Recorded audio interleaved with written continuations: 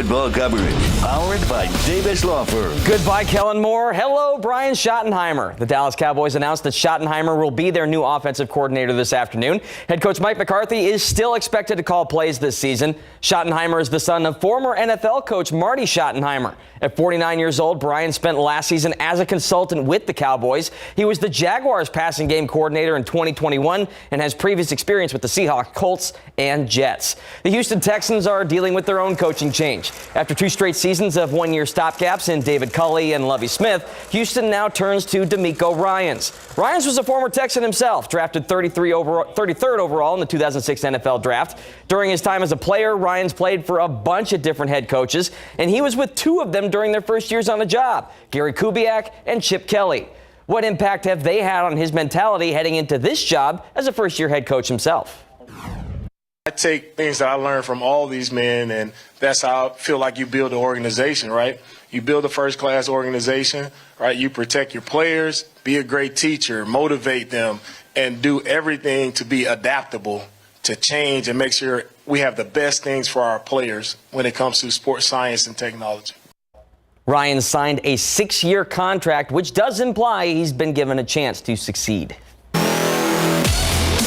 Our San Antonio Spurs bid farewell to the AT&T Center with a hard-fought loss to the 76ers last night. That marks 8 straight defeats for the Silver and Black, but it's not all doom and gloom. Rookie Malachi Branham has found his rhythm, scoring 48 points over the last 2 games. He's the first Spurs rookie to accomplish that since Tim Duncan in 1998. He and the rest of the rookies will now get their first taste of the rodeo road trip, a gauntlet of 9 straight road games that won't see San Antonio return home until March 2nd. How do you feel about that, Malachi? I don't know what to pack. I know I'm probably going to bring like 2 suitcases and just ask the guys because they've been on a rodeo trip. So, I don't know what to pack, but I'm probably going to start packing tonight. Yeah, it's going to be exciting, though. It's going to be exciting. Spurs will now hit the game for that road trip starting on Monday night against the Bulls at 7 p.m.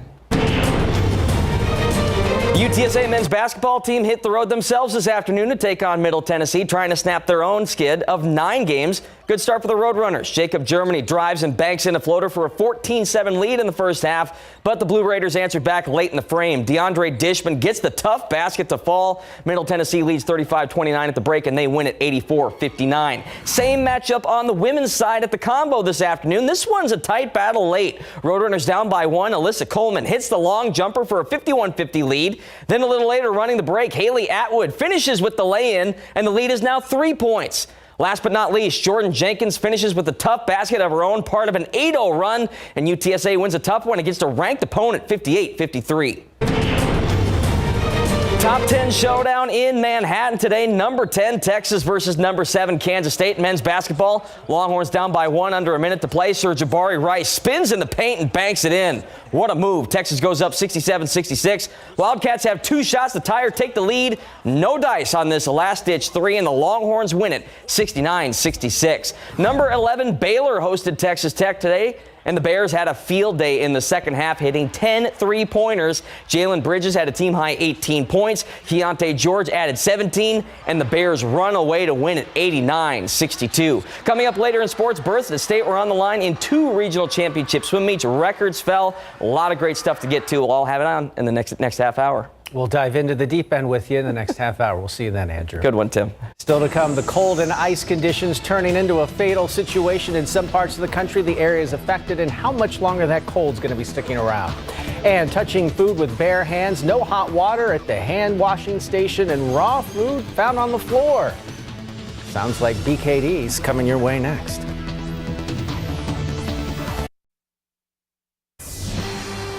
An Asian restaurant had its license suspended last month after health inspectors found multiple violations, including an infestation of pests. I take a look behind the kitchen door to reveal what got them shut down.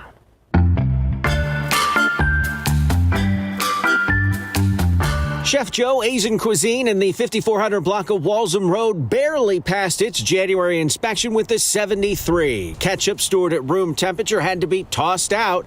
An employee was observed rinsing their hands, but they did not fully wash them. Raw meat was stored above ready-to-eat produce, and other foods were being improperly stored in bins and grocery bags. But it was the infestation of pests that got the business shut down. The inspector suspending their license until they did a deep cleaning to remove dead roaches. They also needed to provide proof they are using professional pest control measures to eliminate the infestation. The business appears to have reopened following a reinspection. Taqueria Vallarta in the 800 block of South General McMillan Road earned a 79 on their recent inspection. The inspector found beans that were cooked the day before still temping at 70 degrees inside a walk-in cooler. Food in coolers on the serving line was too warm and one unit wasn't working properly. Workers were seen handling food with bare hands. Meat being thawed at room temperature was moved to a sink. The doors of the coolers needed to be cleaned, the floors needed to be fixed, and the sides and backs of the equipment needed to be cleaned along with some pipes hanging from the ceiling. Peng's Chinatown restaurant in the 3200 block of Wurzbach earned an 85 on their January inspection. The dishwasher wasn't properly dispensing chlorine solution. The manager was seen touching pieces of chicken with their bare hands. The hand washing facility in the kitchen was blocked by a rack of food, and there was no hot water available at the hand sink in the kitchen. Trays of fried chicken were cooling at room temperature, while frozen pieces of chicken were being stored in a cardboard box with no food-grade lining. A bag of cabbage and raw eggs were also found on the floor of the kitchen. The business corrected 5 violations during the inspection. That's what's happening behind the kitchen door. Tim Gerber, KSAT 12 News. And if you want to know who has the good scores and who doesn't, we have a tool for that. Just scan that QR code you see there with your phone, and it'll take you right to our new mapping tool that shows you the scores for local San Antonio food businesses. A Canadian battle tank is headed to Ukraine. Canada's defense minister shared a video of the loading process of Leopard 2 battle tanks on Twitter. Last month, Canadian officials announced they will be sending 4 tanks in total. The tanks will provide soldiers with a tactical advantage that's due to their excellent mobility, firepower, and survivability. The goal is that this will help Ukrainian troops liberate more of its territory. Also, a number of Canadian Armed Force members will be deployed to train Ukrainian soldiers on how to use those tanks. A serious train derailment that caught fire is still burning tonight in East Palestine, Ohio. That's about 90 miles southeast of Cleveland. Take a look. Tonight, hundreds of families near the scene have not been able to get back to their homes. Fire officials say the train was carrying vinyl chloride along with other chemicals. The extent of what was on that train, though, and what is burning is still being determined. The area is still very dangerous. We are not allowing any of our people in that area still to this point. The fire chief says the chemicals are being leaked into a nearby water stream that they're looking into with assistance from the U.S. Environmental Protection Agency. As of right now, there are no readings of health risks in the area for anything that's airborne. People are being asked to stay clear of that area. A San Diego woman may be the key to solving a murder that took place before she was even born. 31-year-old Jackie Viduro says San Diego detectives contacted her based on a clue in their investigation. They asked her to upload her 23andMe DNA results to a public genealogy research website called GEDmatch. That's when they confirmed she was a match to the Jane Doe believed to be a second or third cousin of Jackie's on her mother's side. The detective went on to explain that she was trying to solve a 1986 cold case murder, and you might be, a key to helping us out. I was kind of just really taken back and silent, and I didn't know what to think. A real murder mystery. While this case is yet to be solved, genealogy websites have been crucial in solving a string of recent cold cases. And just last month, the public genealogy database helped identify Brian Kohberger as the suspect accused in killing those 4 Idaho college students. It's only been a few days since the groundhog predicted 6 more weeks of winter, if you believe such things. And the cold temps this past week, we'll see if that's likely for the rest of the country, if we'll see spring anytime soon.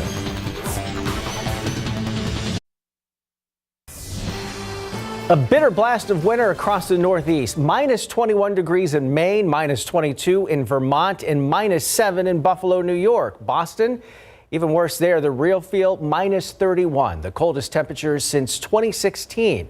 ABC's Victor Okendo tells us how things might be warming up soon nationwide. A rare sight off Boston Harbor. Ice fog coming off the water, wind whipping it around. The extreme cold forcing city officials to close public schools Friday and cancel extracurricular activities throughout the weekend. Residents doing their best to keep warm. Once you got the layers on, you're good, I think. Just don't want to be kind of lingering out here. The city opening warming centers. If anyone is out and sees someone else who might be in distress, please call 911. We are prepared and all of our first responders are ready to get right out there. Outside Springfield, Massachusetts, amid 50-mile-per-hour wind gusts, a tree crashing onto a car, killing a 6-month-old girl inside. The woman who was driving rushed to the hospital. The powerful gusts also knocking out power to roughly 28,000 people throughout the Northeast. Atop Mount Washington in New Hampshire, record wind chill and deadly conditions. The wind so strong, at one point, one of the doors of the observatory broke. Really an amazing day, awe-inspiring day, and actually it's a bit of a frightening moment at one point. So one of our west-facing doors, the hinge that keeps it obviously closed, actually broke. The force of the winds was so strong, and so we had to do an emergency repair. The observatory pleading with hikers to stay off the trails because of the life-threatening conditions. Further south, the New York metropolitan area seeing temperatures in the single digits. But there's good news. Temperatures are expected to thaw quickly, with the mercury expected to reach up to 50 degrees Sunday. Victor Okendo, ABC News, Boston. And really, that theme, what we've seen here in South Central Texas, well, nowhere near that cold. Of course, it was cold for our standards earlier this week, but yes, we have been thawing things out throughout the second half of the week. Yesterday, we saw the sunshine take back over. Today, we did have some sun out there this afternoon. In fact, mostly clear skies in place right now, helping those temperatures fall, a chill in the air. This hour, we're in the upper 40s and even a few low 50s still in and around Bexar County and across the majority of South Central Texas. Now, temperatures will fall a few more degrees through the overnight hours. We'll start off our Sunday in the 40s for most. Again, a few upper 30s certainly possible, especially across portions of the hill country. But the big story tomorrow morning is once again going to be more of that low-level cloud cover, as well as some areas of patchy fog that do look to develop. You can see that here on your futurecast again first thing tomorrow, but also like what we saw out there today, that breaks up by the late morning hours and into the afternoon.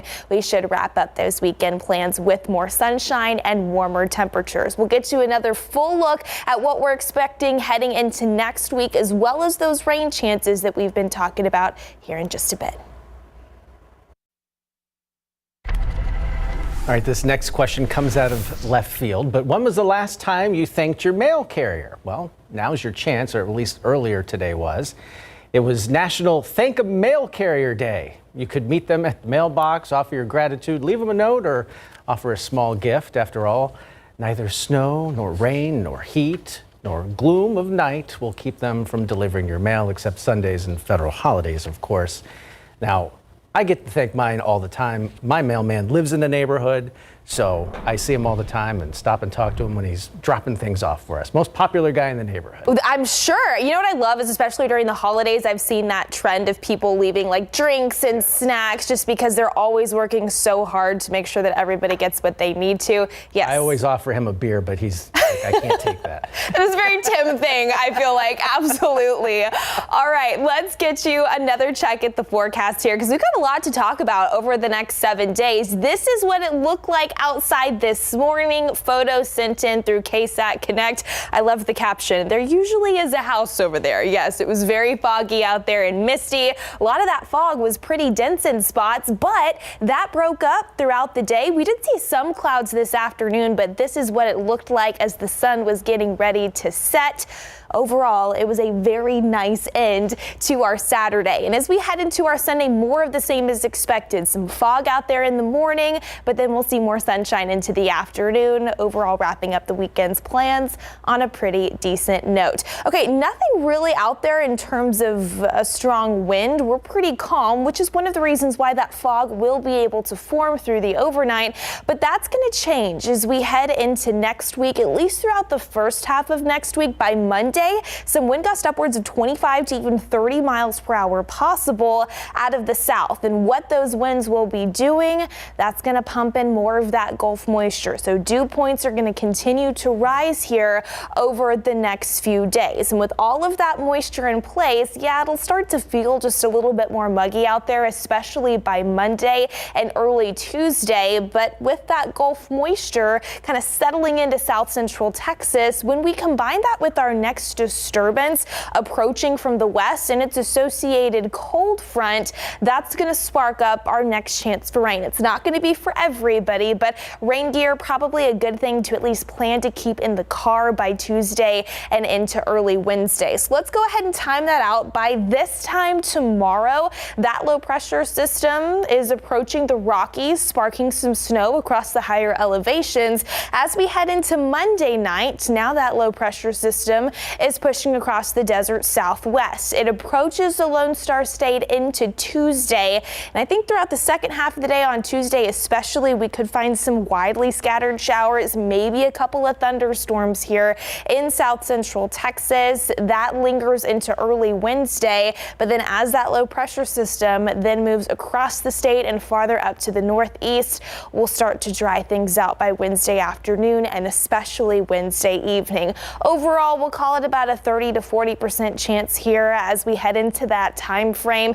Still have some details that we need to fine tune and hash out in regards to the exact timing and progression of that system. So definitely something to check back in on here as we do that over the next few days as well. Temperature wise across the state of Texas, we're in the 40s and 50s. Tell you where it's even colder, farther up in the northeast, like we were talking about earlier, below freezing for places like Syracuse, New York, Buffalo, New York City, even stretching over to Boston. Mount Washington last night set a record for the coldest wind chill value ever recorded in the United States. That's not the actual temperature, that's the feels like temperature, minus 108 degrees. I can't even begin to fathom and imagine what that feels like. But yes, very, very cold. Thankfully, nowhere near that here in south central Texas. We'll start off tomorrow in the 40s with some of that fog, and then into the afternoon, that warming trend continues. More peaks of sunshine, upper 60s, low 70s in and around San Antonio, 71 here in town, a few upper 60s in the hill country, 73 in Hondo, stretching over to Sabinal as well. Mid 70s into Monday. Then there comes those chances for rain Tuesday and into Wednesday, and then more sunshine looks to round out the week. Comfortable in the afternoon, still chilly in the mornings. We'll start off the days in the upper 30s, and then temperatures headed for about 60.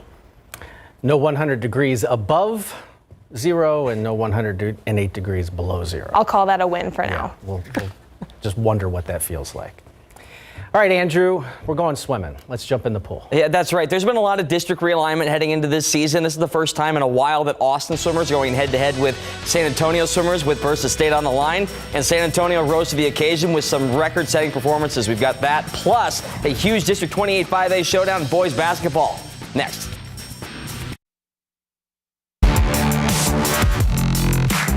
Boys high school basketball this afternoon. Huge District 28 5A matchup featuring 8-2 Harlandale taking on 6-4 Southwest Legacy, and it's a good start for the home team. Daniel Rodriguez finds Joseph Wilson cutting baseline for the lay-in, 7-2 Titans.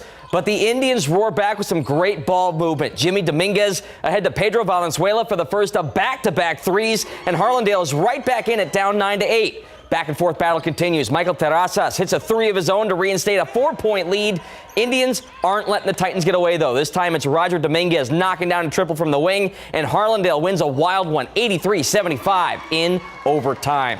Berths at state were on the line this afternoon at Josh Davis Natatorium for the Region 7 Class 6A Swimming and Diving Championships, and we begin our coverage with the girls' 50-yard freestyle. Johnson senior Jada Scott absolutely torched the field, winning by nearly a body length. Her time, 22.5 53.50 seconds. It's a new Region 7 and pool record. She'd also win the 100-yard breaststroke later in the meet, and she credits her mentality for the win. Come to these meets not as stressed. So I've been coming here having fun, and so me having that having fun mindset made it way easier.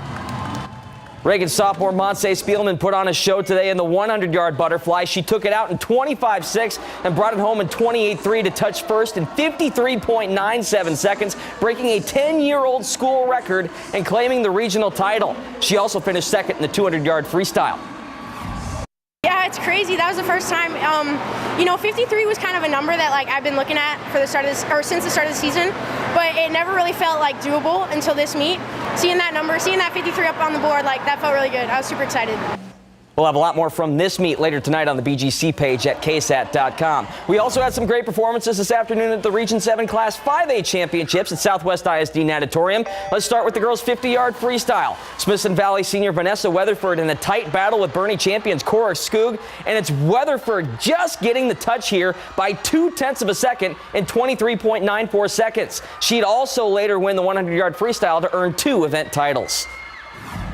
I was a little nervous, but it's regional finals. I knew what to expect, and I just had to get my head in the game and just knew that I had to push myself through the entire thing.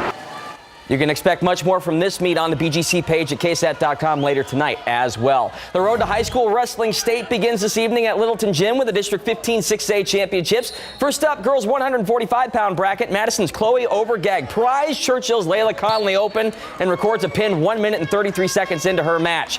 Next up, 152-pound division. Churchill's Eliza Strickland looked like she's in trouble here against Clemens' Christina Nunn, but Strickland avoids the takedown and turns it into a pin the other direction late in the first period. We'll also have more highlights from this on the girls' bracket on our website, ksat.com. San Antonio's Mario Barrios is making his 2023 debut back home in San Antonio at the Alamo Dome. Barrios is fighting next Saturday, the day before the Super Bowl. Barrios has a new training camp in Las Vegas, and his co-trainer is none other than his sister, former pro boxer Selena Barrios.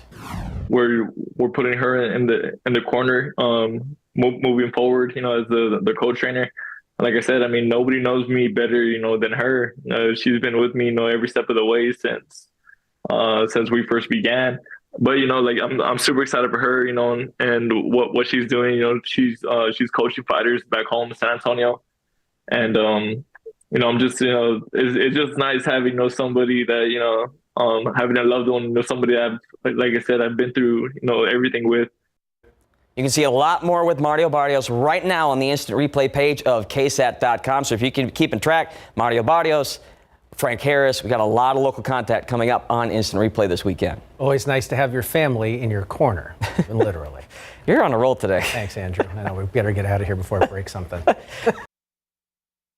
That's it. That's all we've got. Thanks for watching. Good Morning San Antonio starts tomorrow at 6 a.m. We'll see you back here tomorrow.